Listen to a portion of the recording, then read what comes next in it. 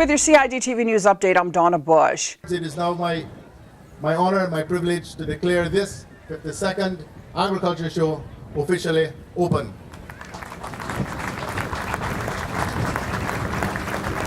Premier, the Honourable Alan McLaughlin there officially opened the Agriculture Show after the flags were raised and the national anthem and songs were sung.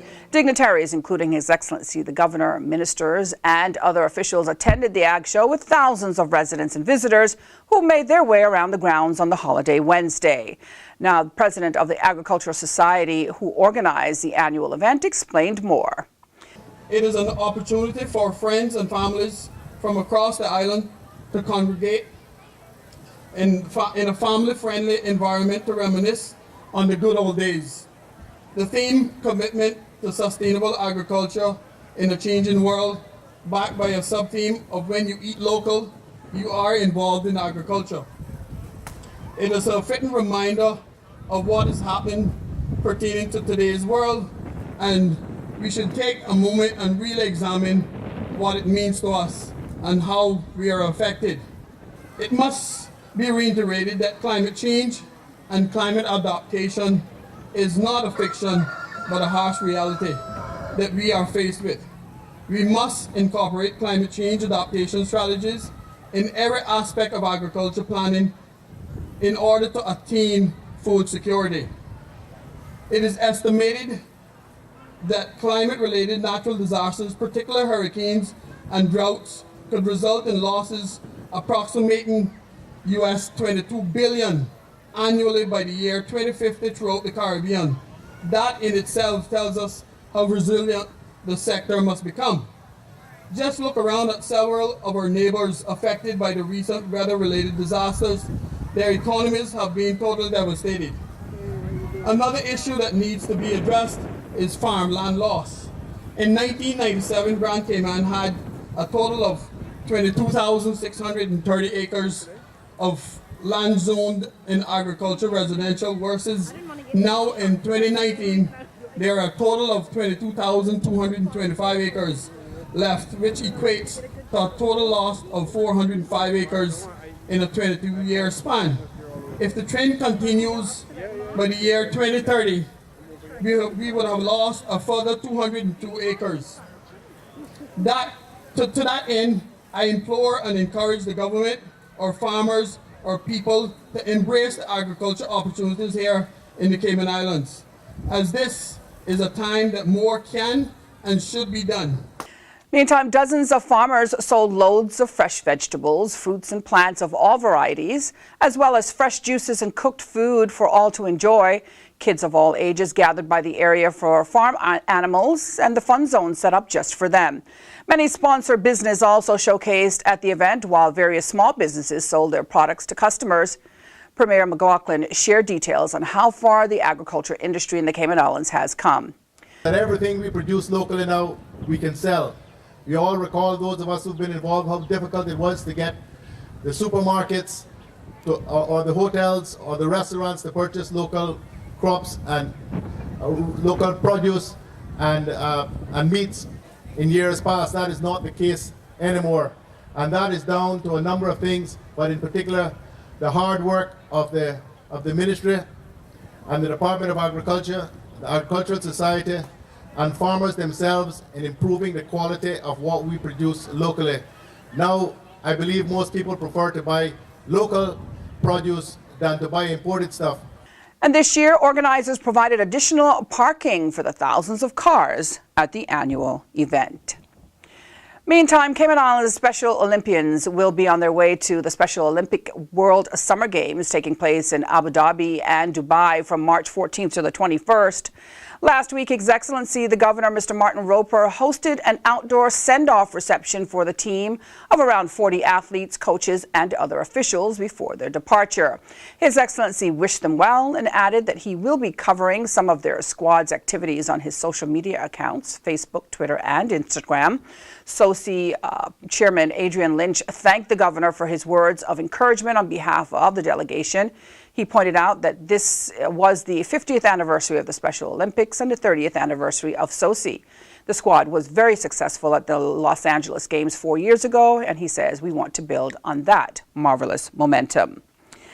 Finally, University of Liverpool alumna and U.S. District Court Judge Wendy Beadlestone traveled to the Cayman Islands earlier this month to deliver a lecture to staff and students at the Truman Bodden Law School.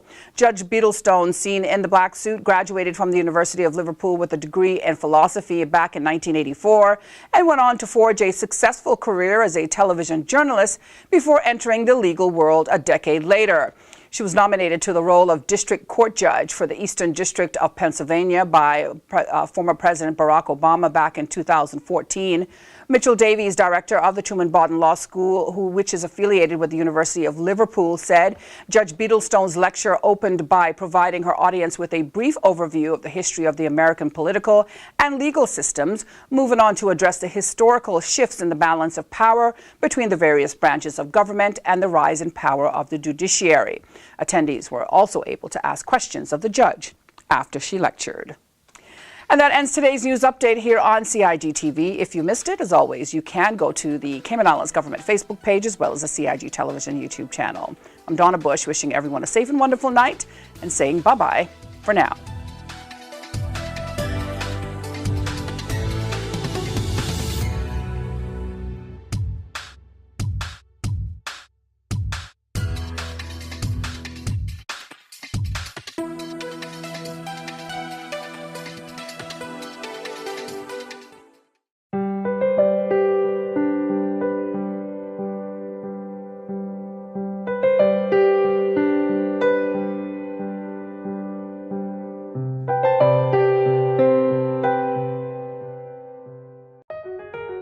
Did you know that planning permission is required for a shed?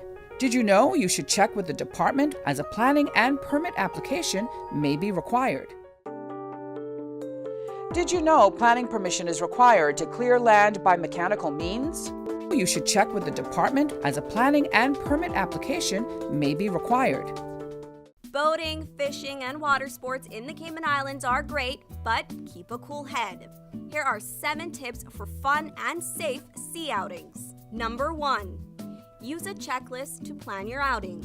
Check the weather forecast, make a float plan, and share it with someone who is remaining on land, stating where you're going, with whom, and when you're expected to return. Visit your nearest marine supply store to get your safety gear. This includes signaling mirrors, whistles, and a flare kit.